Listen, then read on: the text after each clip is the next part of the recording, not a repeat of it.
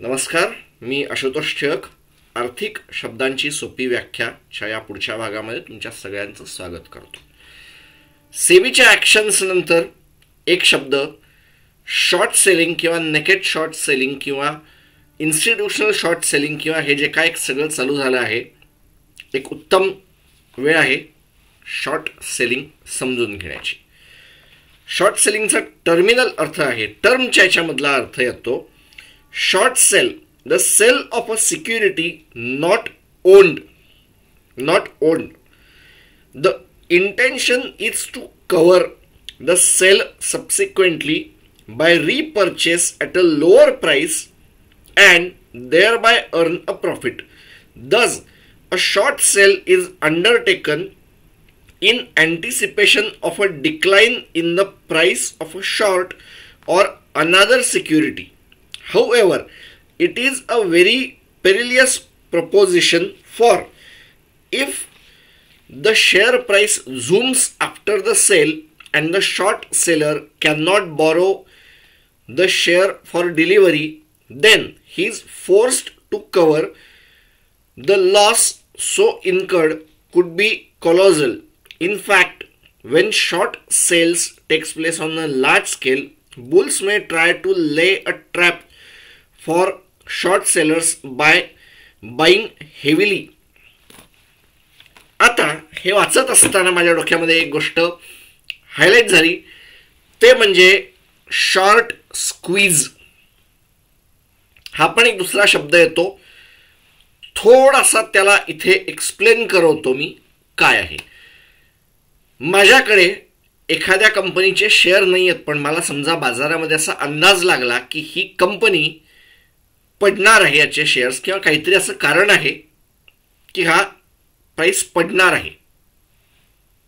For example, best example, हिंडनबर्गच्या या सगळ्या याच्यामध्ये त्यांना काहीतरी सापडलं किंवा इतर काही गोष्टीमध्ये मी माझ्या काहीतरी शेअर्समध्ये काहीतरी केलं. किंवा याचं बेस्ट एक्झाम्पल सत्यम, भारताच्या शेअर बाजाराने बघितलेलं उदाहरण सत्यम. अंदाज घेत होते, हे होतं ते होतं, स्वतःच्या अभ्यासामधून काही गोष्टी समोर आल्या आणि दोन ऑप्शन आहेत. एक, रेग्युलेटरकडे जा, ॲक्शन घ्या, त्याला जो काय वेळ लागेल तो लागेल.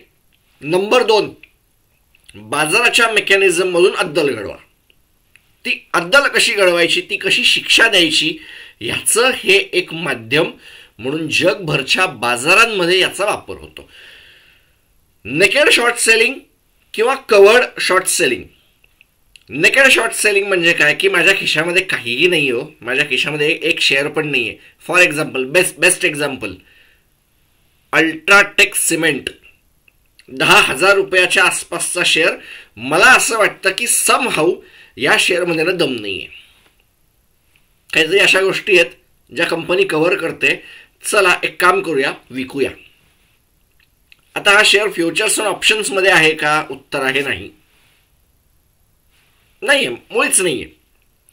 मग मी काय करणार की दुसऱ्या कोणाकडून तरी हा शेअर बॉरो करणार. माझ्याकडे हा आला की मी त्याला माझा म्हणून विकून टाकणार. ज्याच्याकडून बॉरो केला आहे त्याला काहीतरी एक अमाऊंट दर आठवड्याला, महिन्याला किंवा दर एक टाईमला मी काहीतरी देणार इंटरेस्ट पेमेंट. प्राईस खालती आली की मी तो शेअर परत घेणार, माणसाला देऊन टाकणार, मधल्या फरकाचे पैसे मी कमवणार. Is what short selling. Short squeeze काय होते की ज्या वेळेला एखाद्या कंपनीमध्ये दम नाही आहे, किंवा ज्याला मीम स्टॉक म्हणवलं जात होतं, आहे होते काहीतरी अमेरिकेमध्ये थोडे मीम स्टॉक, मीम शेअर नावाचा एक फॅक्टर जन्माला आला होता. अमेरिकेमध्ये कोरोनाच्या रॅलीमध्ये झालं काय होतं की सरकारने मोठ्या प्रमाणावर पैसा दिला होता कोविडच्या या सगळ्या पॅन्डेमिकमध्ये.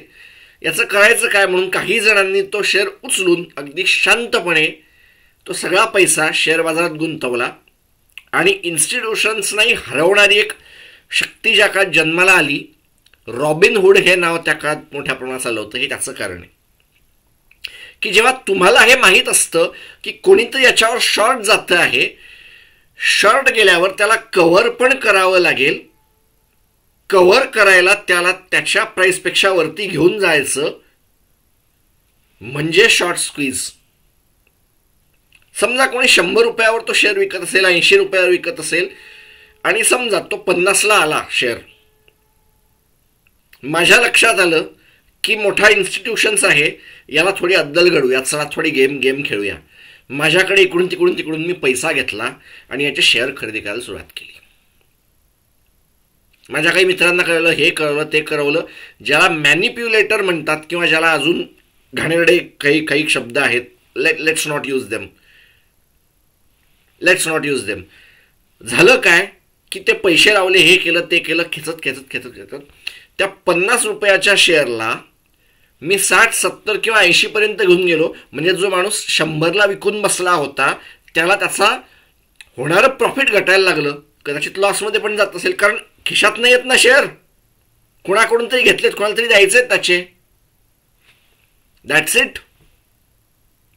हा आहे सगळा शॉर्ट सेलिंगचा खेळ. पुढच्या आठवड्यात पुढच्या टर्मला घेऊन भेटूया. तोपर्यंत नमस्कार.